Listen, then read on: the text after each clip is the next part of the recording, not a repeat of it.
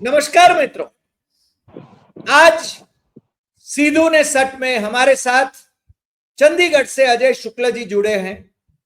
अजय जी, आपका स्वागत है।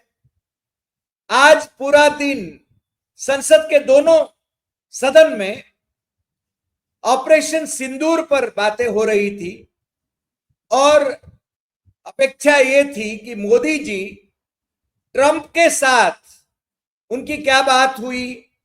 ट्रंप 29 बार कह चुके हैं कि मैंने मध्यस्थी की।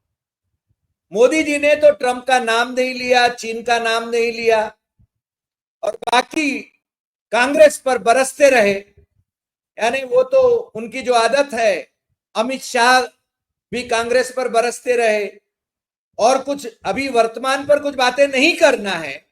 इसलिए 1948 से लेकर इतिहास का विकृतीकरण कैसे किया जाए, ये इन्होंने खुद भी पढ़ा है और भाजपाइयों को भी पढ़ाया है। और उनके साथ जो 240 में से लगभग 100 कांग्रेस से आए हुए जो संसद सदस्य हैं, उनको भी वही पढ़ाया हुआ लगता है कि जो अपने आप को, अपने पूर्वजों को गाली देना उनका काम हो गया है। मेरे ख्याल से अमित शाह ने अपने भाषण में ये कहा कि मैं तो इतिहास का छात्र रहा हूं।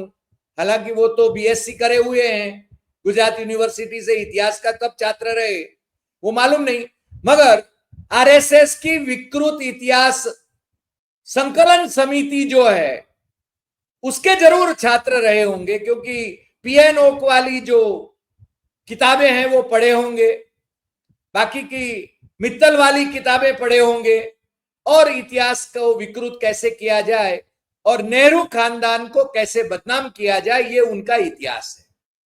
मेरे ख्याल से उनको उपलब्धियों के बारे में, उनकी अपनी उपलब्धियों के बारे में कहने को कुछ नहीं है। वो अपना दोष औरों पर डालने के लिए और कांग्रेस को बदनाम करने के लिए पिछले 11 साल से जिस प्रकार से कोशिश करते रहे हैं, उसी प्रकार आज लोकसभा में और राज्यसभा में भी दोनों सदन में उन्होंने जैसे कि चुनावी प्रचार कर रहे हैं उसी प्रकार से बातें करी। प्रधानमंत्री ट्रंप का नाम नहीं ले सकते हैं, हालांकि राहुल गांधी ने उनको चैलेंज किया था। आज प्रियंका गांधी और राहुल गांधी ने सरकार को बड़ी कटघरे में खड़ा कर दिया, मगर ये अपना दोष तो मानते नहीं है और ऊपर से कांग्रेस को आतंकियों का समर्थक और चिदंबरम के इंटरव्यू को जिस प्रकार से प्रस्तुत कर रहे हैं। हालांकि अच्छा हुआ कि कार्ति ने कहा कि मेरे पिताजी का पूरा इंटरव्यू आप पढ़ेंगे तो मालूम होगा कि उन्होंने पाकिस्तान को क्लीन चिट नहीं दी है। तो इस प्रकार से इतिहास और वर्तमान का विकृतीकरण में पूरा दिन गया। अजय जी, आप पूरा दिन संसद की कार्यवाही को मॉनिटर कर रहे थे, इसलिए मैं ज्यादा न बोलते हुए आप उस पर टिप्पणी करें, विश्लेषण करें, यही उचित होगा। इसलिए मैं आपका स्वागत करता हूं और आप इसके बारे में बताएं कि जिस प्रकार से हमारे गृह मंत्री, जिस प्रकार से हमारे रक्षा मंत्री, जिस प्रकार से हमारे विदेश मंत्री, उन्होंने जो जैसे यानी झूठ बोला और राहुल गांधी और प्रियंका गांधी और बाकी रहा, तो मेरे ख्याल से वेणुगोपाल ने भी जिस प्रकार से इनको कटघरे में खड़ा कर दिया सरकार को, इस पर भी आप अपनी टिप्पणी जरूर करेंगे। और इंडिया गठबंधन के जितने भी नेता बोले, जैसे कि अखिलेश यादव और गड़ी मोड़ी और बाकी के लोग, तो उन्होंने भी जिस प्रकार से इंडिया गठबंधन का एक जो मत था और जो सवाल करना था इनको, सरकार को, उसी दिशा में उन्होंने काम किया, यानी उन्होंने अपने भाषण किए। इसलिए आप पर ही मैं छोड़ता हूं कि आपको आज का दोनों सदन की कार्यवाही आप आज की कैसी लगी, उस पर आप बात करें। अजय जी। डॉक्टर साहब नमस्कार, आपको और सभी दर्शकों को नमस्कार। मैं आज जो सबसे बड़ी देश में तकलीफ का आज विषय है कि आज की जो चर्चा थी, वो चर्चा जिसे विजय उत्सव के तौर पे ये कहते हैं कि मनाने की और उसकी, क्या हम उस दुख को भूल जाएं? क्या हम आज यह भूल जाएंगे कि भारत की संसद में भारत के जिम्मेदार गृह मंत्री, रक्षा मंत्री, प्रधानमंत्री झूठ बोल रहे थे? उनके सांसदों की तो बात ही नहीं करता हूं, वो तो भीड़ है झूठ बोल, लेकिन ये 3 ऐसे पद हैं जो सर्वोच्च 3 पद हैं, और इन पदों पर बैठे लोग भी झूठ बोलते हैं। कोई कम बोलता है, कोई ज्यादा बोलता है जी। अब मैं झूठ का ही एक उदाहरण से शुरू करूं। संसद में जब भाषण दे रहे थे अमित शाह, तो कह रहे थे 1960 में सरदार वल्लभ भाई पटेल आकाशवाणी में पहुंच गए कि कहीं पंडित जवाहरलाल नेहरू पीओके को पाकिस्तान को सौंपने का घोषणा न कर दें। अब आप बताइए, आप तो गुजरात से हैं, आते हैं, सरदार वल्लभ भाई पटेल मरे कब थे? 1950 में। तो साहब ये बताइए, जो 1950 में मर चुके थे, तो जो 1950 में मर चुके थे वो 1960 में आकर के यह कह रहे थे। तो यह अपने आप में एक इतना बड़ा मजाक है, इससे बड़ा तो कुछ हो नहीं सकता है। अब आता हूं दूसरी बात कि इस तरह के झूठ, मतलब झूठ ही जब बोलने हैं तो कुछ भी बोलिए। तो मैं पहले झूठ से ही शुरू करता हूं कि संसद, और किसी की बात ही नहीं करूं, जब प्रधानमंत्री झूठ बोल रहा है तो बाकी से क्या करें? कहा जाता है हाथी के पांव में सबका पांव। तो आप देखिए 1948 में कहते हैं कश्मीर को के समय में सरेंडर कर दिया पंडित नेहरू ने, संयुक्त राष्ट्र संघ पहुंच गए पीओके को। साहब इनको पहले तो यह पता होना चाहिए, पीओके उन्होंने नहीं दे दिया। जिस समय जम्मू कश्मीर के राजा ने भारत में विलय का 26 अक्टूबर 1947 को समझौता किया, सिग्नेचर किए, उस दिन तक पीओके छोड़िए, जो आज कश्मीर है, जम्मू है, उसका भी आधा हिस्सा चला गया। श्रीनगर तक कबीलियाई और पाकिस्तानी सेना आ गई थी, कब्जा कर ली। 1.25 साल युद्ध चला था और तब हम इतना सब कुछ छुड़ा करके कब्जे में ला सके थे। तो यह समझ लीजिए पीओके की बात जो कहते हैं दे दिया, वो नहीं। और संयुक्त राष्ट्र संघ नहीं जाते तो वह पीओके पाकिस्तान का अधिकृत तौर पे हिस्सा होता, वो उसे मिला लेता। आज वो मिला नहीं पाता है, इसीलिए जी वो उसे आजाद कश्मीर कहता है, नहीं तो मिला लेता है। वो पंडित नेहरू की सफलता थी, वो गए, उन्होंने वहां पर घोषित कराया उसे पाक अधिकृत कश्मीर। भारत के कश्मीर को नहीं है, उनके उसको पाक अधिकृत कहा गया है, जो उसने कब्जा किया हुआ है। एक चीज ये सफलता थी। तो सरेंडर ये करते हैं, वो नहीं, क्योंकि उस समय यदि आपको याद हो, जो जनसंघ के अध्यक्ष भी रहे, जम्मू से थे, आरएसएस के प्रचारक थे, वो जो नाम एकदम से उतर गया दिमाग से, बलराज मधोक की बात कर रहे हैं। हाँ, बलराज मधोक ने यह किया था कि सिर्फ जम्मू ले लीजिए, कश्मीर को छोड़ दीजिए। यह आरएसएस का स्टैंड था, जनसंघ का स्टैंड था कि कश्मीर को छोड़ ही दीजिए। और आज आप पीओके और दूसरी बातें कर रहे हो। चलिए, यदि कश्मीर को छोड़ देने की बात करते हैं तो फिर अक्साई चीन की जो बात करते हैं, अक्साई चीन वो भी अपने आप ही छूट जाता है। बहरहाल मैं अक्साई चीन का भी बता देता हूं। आप किसी भी समय गूगल कर लीजिएगा, मुगल सल्तनत की सबसे बड़ी सत्ता जो रही है वो औरंगजेब के समय में रही है, और उस दौरान भी अक्साई चीन वास्तविक रूप से कभी भी भारत के कब्जे में नहीं रहा। उसके पहले भी चले जाइए, यदि आप मौर्य काल का नक्शा निकाल लीजिए तो मौर्य काल में भी अक्साई चीन भारत का हिस्सा अधिकृत तौर पे कभी नहीं था। अब आ जाइए इधर, ब्रिटिश शासन काल में भी अक्साई चीन भारत का वास्तविक हिस्सा नहीं था, इसीलिए उसे कहा जाता है, जो वो कहा जाता है अनडिफाइंड बाउंड्री। आप नक्शे में देखिएगा बड़ा करके तो दिखाई देगा अनडिफाइंड बाउंड्री, वो थी कभी नहीं थी। अच्छा, दूसरी चीज, जहां कभी भी न मुगल गए, न मौर्य गए, न अंग्रेज गए, और राजा हरि सिंह जो वहां के राजा थे, या गुलाब सिंह, वो भी कभी वहां नहीं जा पाए। तो अब आप सोच लीजिए, जो खुद वहां के राजा नहीं जा पाए उसे आप कहते हैं कि 38,000 किलोमीटर उन्होंने जमीन दे दी, ये कर दिया, वो कर दिया।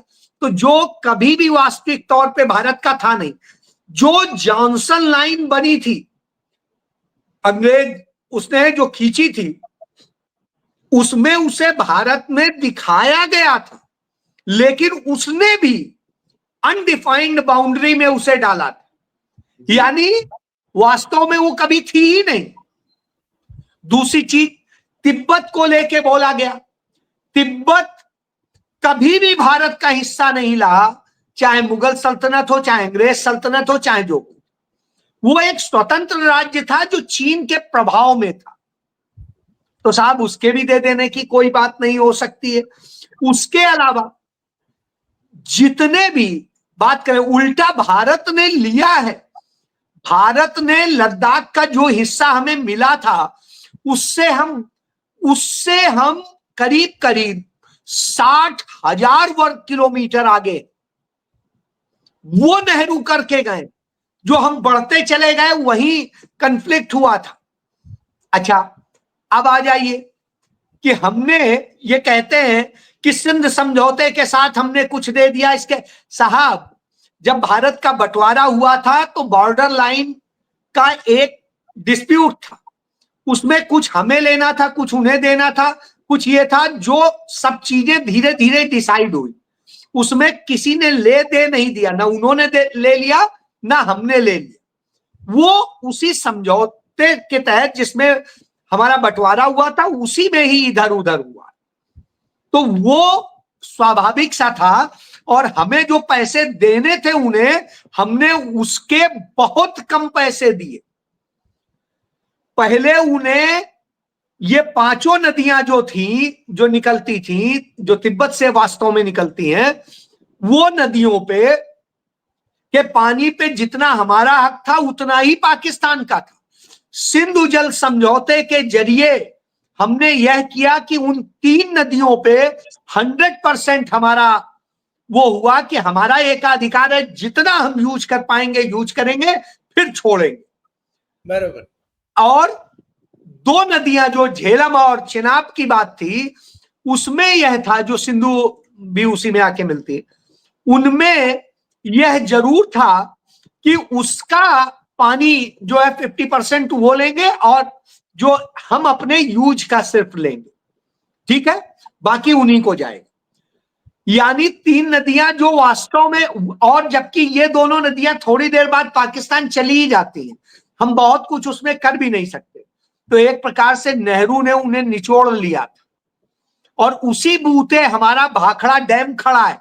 नहीं तो भाखड़ा डैम नहीं होता हमारे पास, हम डैम बना नहीं सकते थे, उसी का डिस्प्यूट था, तो हमने यह करके दिया।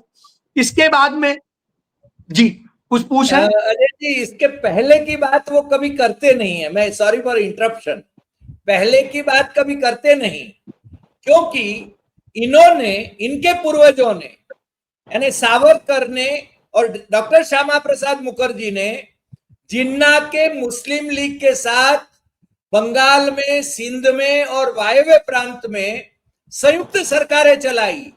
ये जी तो बिल्कुल, पिट्ठू थे, इनके पूर्वज तो अंग्रेजों के पिट्ठू थे, इसलिए वो इतिहास की बात उधर से 48 से शुरू करते हैं, उसके पहले की बात नहीं करते। मैं यही आपको बता रहा हूं। आप देखिए इनकी साजिशें देखिए। 1946 में बलराज मधोक ने कत्लेआम कराया था जम्मू में। और जम्मू में देखिए एक तरफ तो राजा के साथ में मिलके चल रहे थे, सावरकर भी मिलने गए थे, श्यामा प्रसाद मुखर्जी भी मिलने गए थे, मधोक तो थे ही मिले। अब आप देखिए इस खेल में और तो डोगरा जम्मू में एक डोगरा थे उनके लीडर जी, तो वहां पर जम्मू में मार मार करके मुसलमानों को जो भगाया, कुछ कश्मीर, इस कश्मीर गए, कुछ पीओके जो आज है वहां, तब पीओके नहीं था, एक ही था सब, तो वो चले गए। अब आप एक चीज समझिए, आपने उन 4 लाख मुसलमानों के साथ अत्याचार किया था, फिर आप कहते हैं कि अरे उन्होंने आपके साथ अत्याचार किया। साहब जड़ में आप हैं, कोई और नहीं है। ये कलह जो पैदा की आपने की, जिसको आज तक भारत भुगत रहा है। सही और आए दिन भारत के नागरिक मारे जा रहे हैं, भारत के सैनिक मारे जा रहे हैं, भारत का हर तरह से नुकसान हो रहा है। तो पहली बात ये, अब आता हूं फिर संसद में। संसद में जिस तरीके से आप देखिए, श्रीमती इंदिरा गांधी हो, पंडित नेहरू से ही ले ली। पंडित नेहरू पहली बार अमेरिका के आमंत्रण पर अमेरिका जब जाते हैं तो ट्रूमैन वहां का प्रेसिडेंट होता है। भारत उस समय कितना कंगाल, दवा कुचला देश था, भारत का तब तक संविधान भी लागू नहीं हुआ। अब आप सोचिए उस समय जब वो जाते हैं, साहब ट्रूमैन प्लेन पर उन्हें रिसीव करने आता है अपनी पत्नी के साथ, और फिर ससम्मान ले जाता है, अपनी संसद को संबोधित कराता है। वो नेहरू थे, वो कांग्रेस थी। उसके बाद नेहरू को अपना गुरु कहता था जॉन कैनेडी। यस। और जब श्रीमती गांधी और इंदिरा जी गए, नेहरू जी गए थे, तो प्लेन के ऊपर चढ़ के आया था।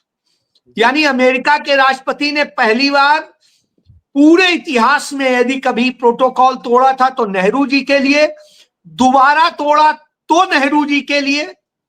अब आप सोचिए तीसरी घटना, कभी भी अमेरिका के राष्ट्रपति को इस तरह से किसी ने भी नहीं फटकारा होगा जो श्रीमती गांधी ने किया था। और यह बात श्रीमती गांधी और भारत का सबसे बड़ा दुश्मन, जो उस समय विदेश मंत्री भी था और साथ ही CIA का हेड भी था, तो वो हेनरी किसिंजर अपनी किताब में लिखता है कि श्रीमती गांधी जब बात कर रही थी निक्सन से, तो ऐसे लग रहा था कि एक स्कूल का प्रिंसिपल अपने, जो प्रोफेसर है, वो अपने स्टूडेंट से बात कर रहा है।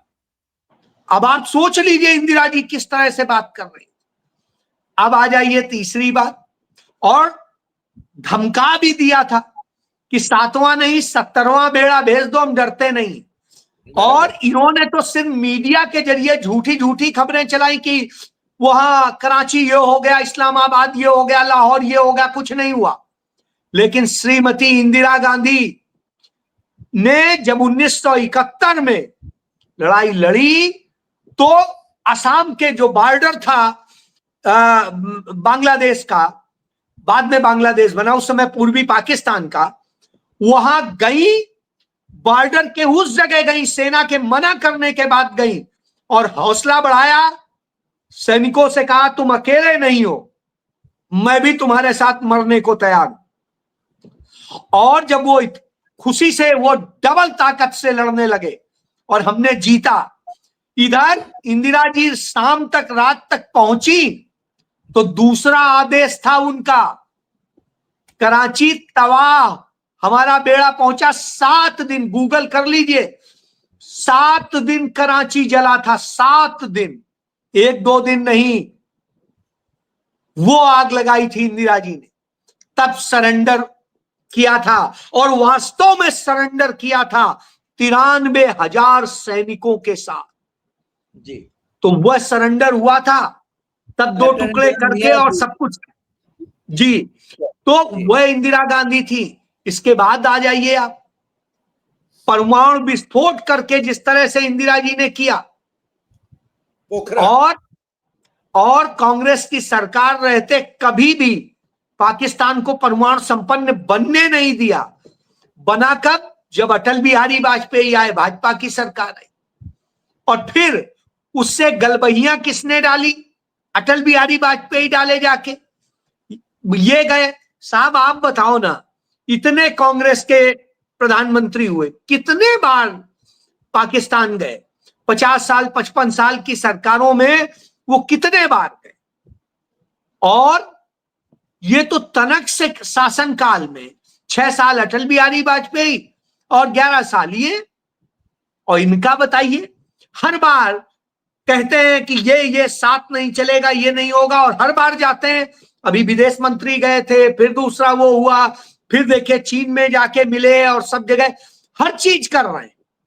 इसी तरह श्रीमती इंदिरा गांधी ने चीन को भी जवाब दिया था, नाथुला में हराया, चोला में हराया, सिक्किम में मात दी, और राजीव गांधी ने चाइना के मुंह में हाथ डाल करके नेफा को छीन के भारत का अरुणाचल प्रदेश बना दिया था।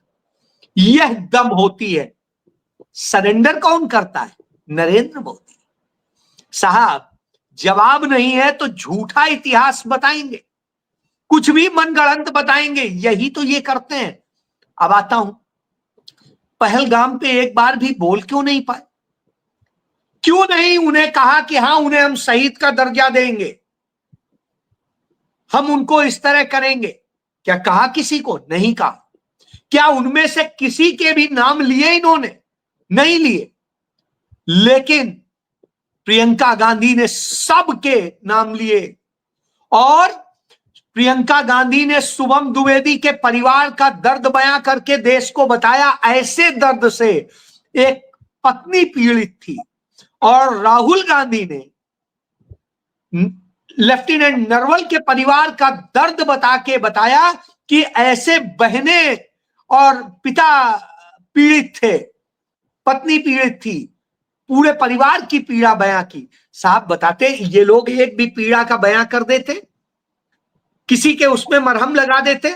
साहब एक और चीज, जब ये चल रहा है, आपको याद नहीं आया? आप तो गुजरात से हैं। 2005 में नवंबर महीना, जब सोहराबुद्दीन और कौसर बी का बस से उतार के इनकाउंटर किया गया था, एक की हत्या की गई थी। क्या आपको याद नहीं आया? चश्मदीद गवाह तुलसीराम को का इनकाउंटर कर दिया था, उसे भी अपराधी बता के। आप याद करिए, 27 तारीख की तारीख याद कर लीजिए।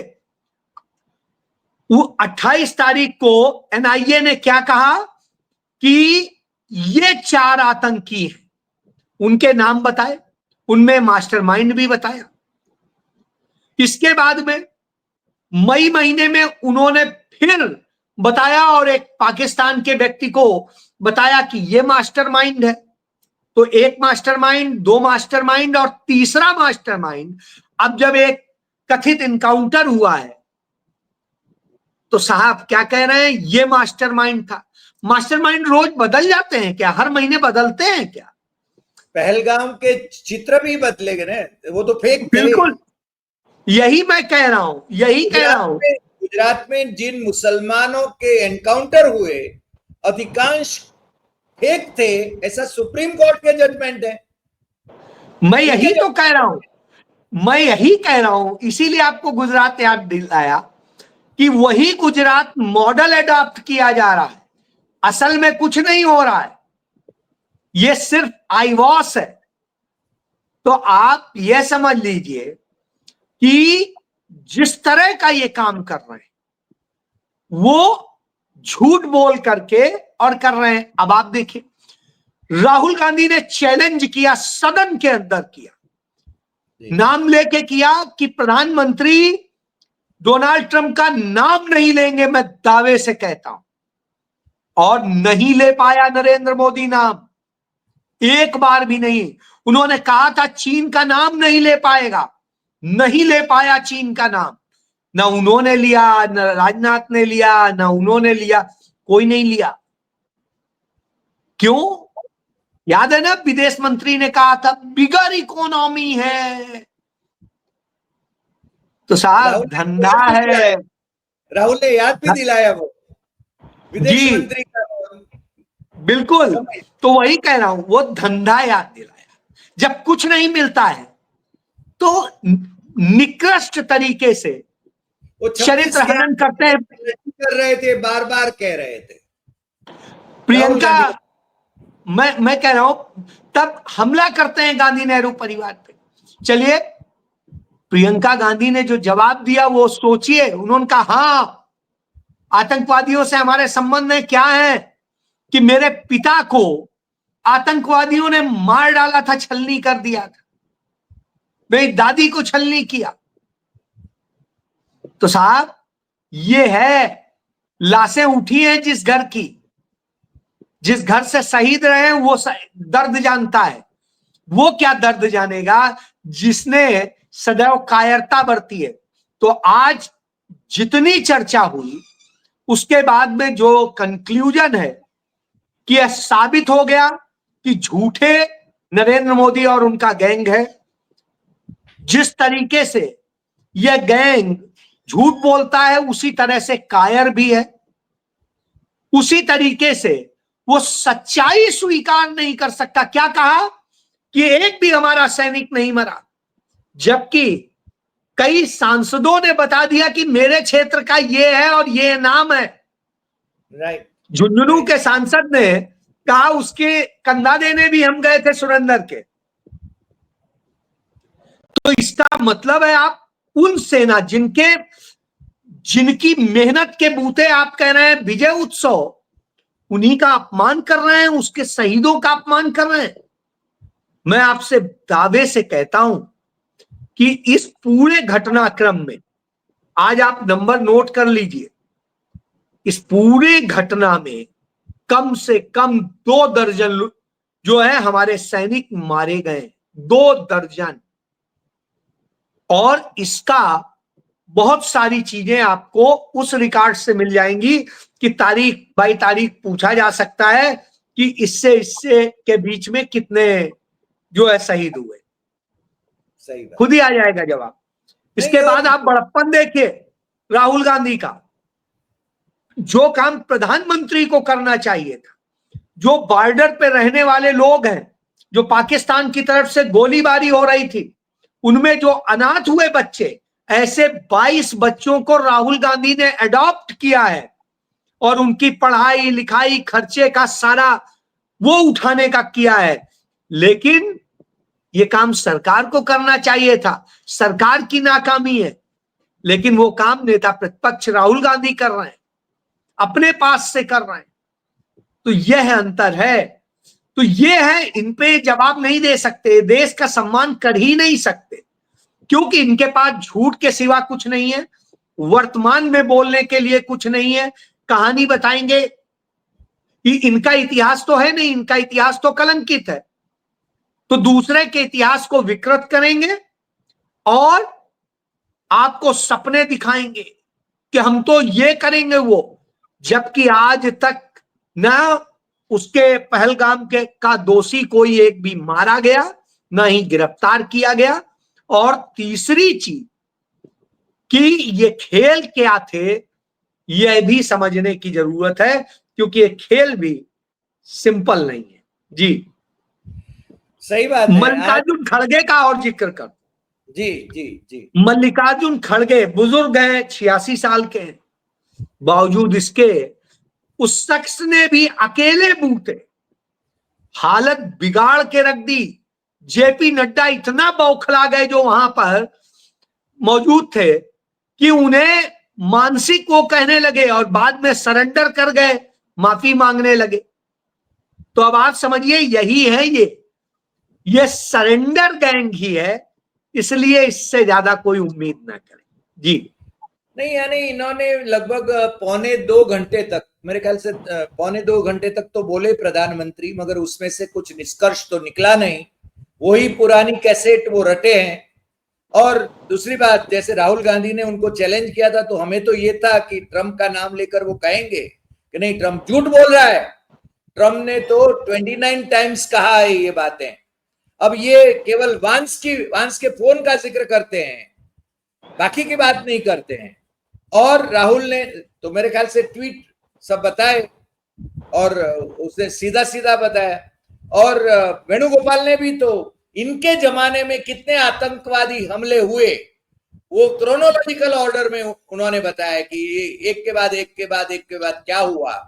और ये मेरे ख्याल से पूर्ववर्ती सरकारों को बदनाम कर रहे हैं। तो इस प्रकार से तो कैसे चलेगा।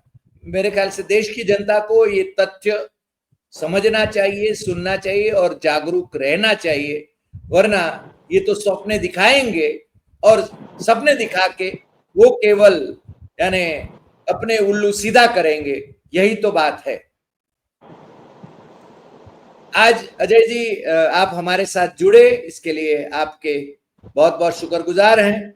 आप वैसे भी दिन भर में काफी व्यस्त रहे, फिर भी हमारे साथ इतने देर से भी ज्वाइन हो सके, उसके लिए हम अपने आप को गौरवान्वित समझते हैं। और इंशाल्लाह फिर जुड़ेंगे और नए विषय पर बात करेंगे। नमस्कार। धन्यवाद।